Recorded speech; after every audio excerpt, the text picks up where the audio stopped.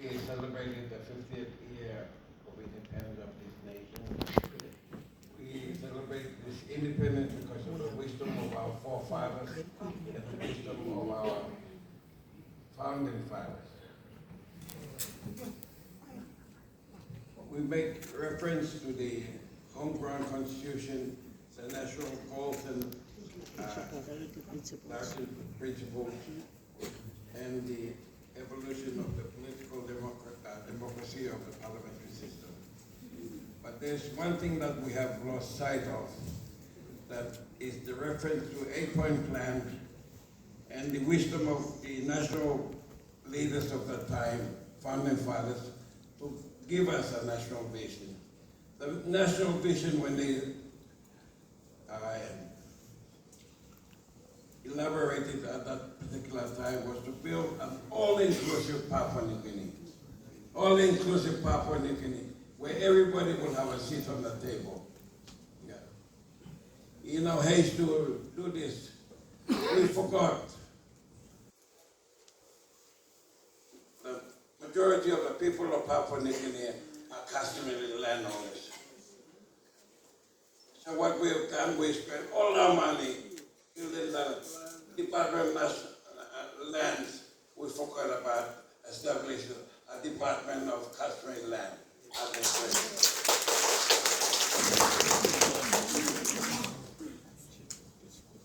And I'm thankful for this initiative you've taken, Honorable Katie, that you build the first chapter of the next 50 years, empowering and liberating the people. But that's only one side of the coin. The other side is, when are we going to empower and liberate the women who make up 50% or more of the population of Papua New Guinea? They have their task to do. What about us? What about us? We all know that land is not owned by an individual. It's owned by a clan. Yeah. Yet we sit back and turn a blind eye to people who sell customary land. You don't blame the police. We are the ones. It's our one dogs who are selling customary land. Yesterday there was a reference that we're going to outlaw the sale of customary land. They're not going to do it unless you and I agitate that there has to be certain values that we have to follow in this country. There's right and there is wrong. And it's up to a citizen to advocate what values we should advance in this country. It's not only parliamentarians are doing their job. We, the citizens, have to do our part by advocating.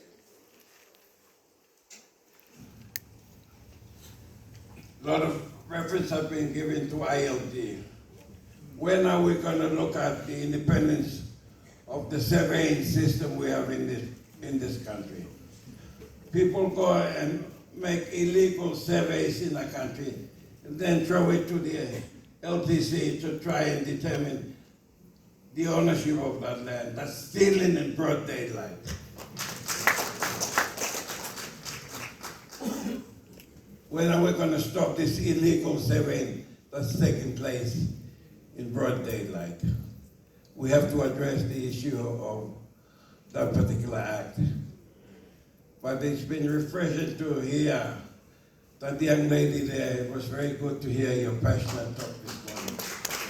And it's very good to hear the passionate talk about from the audience. As Melanesians, we know the land is more than a space. It's a spirit on it. And when we talk about spirit, we make reference to the history of the land.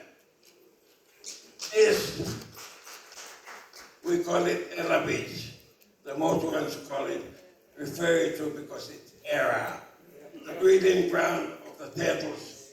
We have stolen the livelihood of the Motukoitabu people.